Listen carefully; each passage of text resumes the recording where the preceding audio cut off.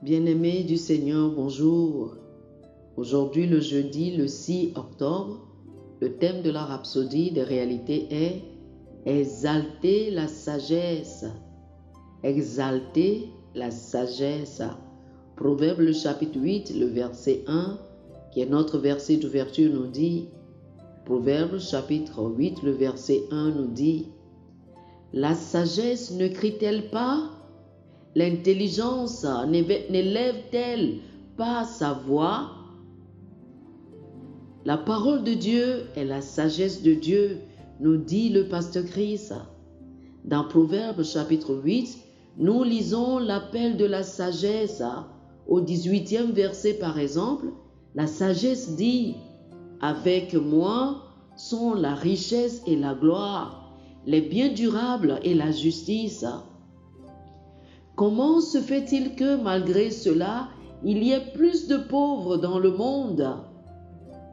C'est parce que beaucoup ignorent la sagesse.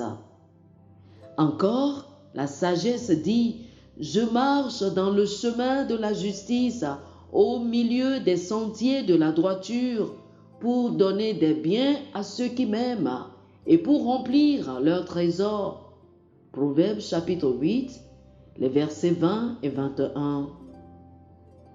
Cela suffit pour vous plonger quotidiennement dans l'étude et la méditation de la parole.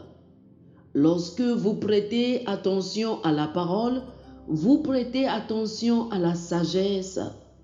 Malheureusement, beaucoup n'ont pas développé cette culture qui consiste à exalter la sagesse pour embrasser et célébrer la sagesse. Comment exaltez-vous ou honorez-vous la sagesse? C'est en honorant la parole. Donnez la première place à la parole dans votre vie, faisant de la parole votre seul arbitre. Proverbe chapitre 4, les versets 7 et 8 disent « La sagesse est la chose principale, alors acquiert la sagesse, exalte-la et elle t'élèvera.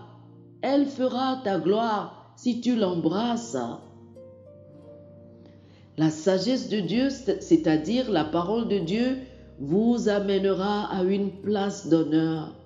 Cela signifie que si vous n'exaltez pas la parole de Dieu dans votre vie et dans la vie des autres, vous n'obtiendrez pas une place d'honneur. En outre, il est dit que la sagesse vous accordera la promotion, ce qui signifie que si vous exaltez la parole de Dieu, vous aurez les promotions de la vie. Vous pouvez être promu au travail ou à l'école, mais être promu dans la vie vient du fait d'exalter et de donner la première place à la parole dans votre vie. Décidez que vous honorerez toujours le Seigneur en honorant et en exaltant sa parole. Oh, alléluia, alléluia. Chers amis, je vous invite à faire cette confession avec moi. Je m'immerge dans la parole. Ainsi, ma vie est l'expression de la sagesse de Dieu. Au fur et à mesure que je consacre du temps à l'étude et à la méditation de la parole de Dieu, je connais mieux le caractère du Père. J'ai une profonde connaissance de sa volonté parfaite et je marche digne de lui étant agréable en toutes choses. Alléluia, oh alléluia. Pour une étude approfondie, je vous invite à lire Proverbe chapitre 8, du verset 1 au verset 21. Proverbe chapitre 8, du verset 1 au verset 21. Que le Seigneur vous bénisse. Amen. Chers frères et sœurs, nous espérons que vous avez été bénis par ce dévotionnel. Nous vous invitons à faire de Jésus-Christ le Seigneur de votre vie en priant ainsi. Ô Seigneur Dieu, je crois de tout mon cœur en Jésus-Christ Fils du Dieu vivant. Je crois qu'il est mort pour moi et Dieu l'a ressuscité des morts. Je crois qu'il est vivant aujourd'hui. Je confesse de ma bouche que Jésus-Christ est le Seigneur de ma vie à partir d'aujourd'hui. Par lui et en son nom, j'ai la vie éternelle. Je suis né de nouveau. Merci Seigneur d'avoir sauvé mon âme. Je suis désormais un enfant de Dieu. Alléluia. Félicitations, chers frères et sœurs. Vous êtes désormais un enfant de Dieu.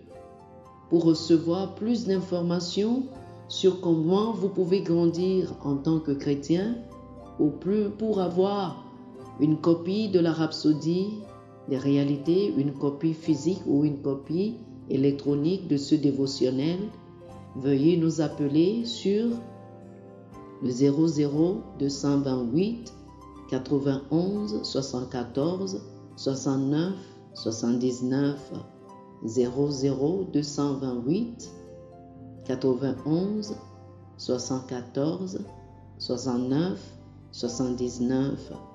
Que le Seigneur vous bénisse abondamment. Amen.